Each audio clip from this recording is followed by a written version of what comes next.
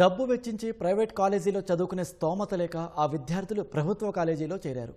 చేరగానే ఏం లాభం? ఆ కళాశాలకు కనీస సౌకర్యాలు కూడా లేవు. ఆ స్టూడెంట్స్కు చదువుకోవాలని ఉన్నా వర్షం పడితే కొన్ని రోజులు కళాశాలకు వెళ్ళలేని పరిస్థితి.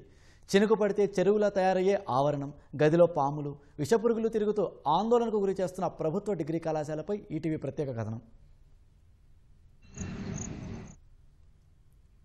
వరద నీటిలో కనిపిస్తున్న ఈ భవనం జగిత్యాల జిల్లా మెట్పల్లి ప్రభుత్వ డిగ్రీ కళాశాల. మెట్పల్లిలో ఉన్న ఈ ప్రభుత్వ కళాశాలను 2017లో వెంకట్రావుపేటలో నిర్మిస్తున్న భవనానికి తరలించారు. BA, BCom 2 కోర్సులు కాలేజీకి వివిధ ప్రాంతాల నుంచి సుమారు 100 మంది విద్యార్థులు చదువు కోసం వస్తున్నారు. వీరికి 8 మంది అధ్యాపకులు విద్యాబోధన చేస్తున్నారు. మంచి విద్యను బోధించాలని కళాశాలకు వచ్చే అధ్యాపకులకు సౌకర్యాల సమస్యతో కష్టాలు తప్పడం లేదు. 40% పనులు కూడా పూర్తి కాని ఈ భవనంలో డిగ్రీ కళాశాల నడిపించడం అధ్యాపకులకు భారంగా మారింది. కళాశాల భవనం చుట్టూ ఎత్తైన గుట్టలు, లోతట్టు ప్రాంతం ఉండడంతో చినుకు పడితే పైనుంచి వచ్చే నీరంతా కళాశాల చుట్టూ చేరి చెరువును తలపిస్తోంది. మోకాళ్ల వరకు నీరు రావడంతో విద్యార్థులు కళాశాలలోనికి వెళ్లలేని పరిస్థితి ఏర్పడింది. కళాశాల చుట్టూ పిచ్చి మొక్కలు పెరగడంతో పాములు, గబ్బిలాలు తరగతి గదిలోకి సంచరిస్తూ విద్యార్థులను ఆందోళనకు గురి చేస్తున్నాయి. ఎప్పుడు ఏం జరుగుతుందో తెలియని అయోమయ స్థితిలో అధ్యాపకులు, విద్యార్థులు ప్రాణాలను అరచేతిలో పెట్టుకొని బిక్కుబిక్కుమంటూ ఉంటున్నారు. భవన నిర్మాణం పూర్తి కాకపోవడంతో చిన్న చినుకుపడ్డ వర్షపు నీరంతా తరగతి గదుల్లోకి చేరి కాలువల్లా పారుతున్నాయి. ఇక భారీ వర్షమైతే 5 రోజుల పాటు విద్యార్థులు కళాశాలకు రాలేని పరిస్థితి. గదులకు తలుపులు, కిటికీలు లేకపోవడంతో కంప్యూటర్లు, ఫర్నిచర్కు రక్షణ కరువైంది.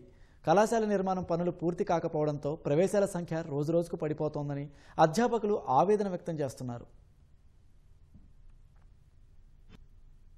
ఇందులోకి వర్షాకాలంలో కానీ సామాన్య దినాల్లో కానీ పిల్లలందరికీ ఈ పాములు, తేళ్లు అని రావడం జరుగుతుంది. దీనివల్ల అడ్మిషన్స్ పైన చాలా ప్రభావం పడుతుంది. మేము కూడా తలుపులు తీయగానే లోపల ఏముంటుంది, ఏంటి, విసర్పాలు కానీ, పాములు, తేళ్లు కానీ ఇలాంటివన్నీ కూడా గబ్బిలాలతో సహా క్లాస్ రూమ్లను కూడా చాలా అధ్వానమైన పరిస్థితులకు మారిపోతున్నాయి. లేదు, మేము ఎంత డెడికేటెడ్గా వీళ్ళని చెప్దామనుకోండి, ఎంత రోజు వచ్చి కూడా ఎంత చదువు చెప్దామని చూసినా కూడా వాళ్ళు రాలేకపోవడం వల్ల, ఈ పరిస్థితులను చూసి మోటివేట్ అవ్వక తిరిగిపోవడం వల్ల సో ఇక్కడ ఎటువంటి విద్య కంటిన్యూ కాకుండా ఉంటుంది. కాబట్టి దీనికి సంబంధించి కొంచెం ఏదైనా చర్యలు తీసుకుంటే బాగుంటుంది. కళాశాల అభివృద్ధి కోసం ప్రభుత్వానికి అనేక సార్లు ప్రతిపాదనలు పంపాము.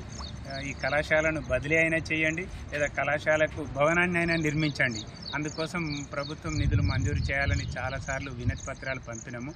కలెక్టర్లకు, ప్రజాప్రతినిధులకు అందరికీ చాలాసార్లు పంపినాము.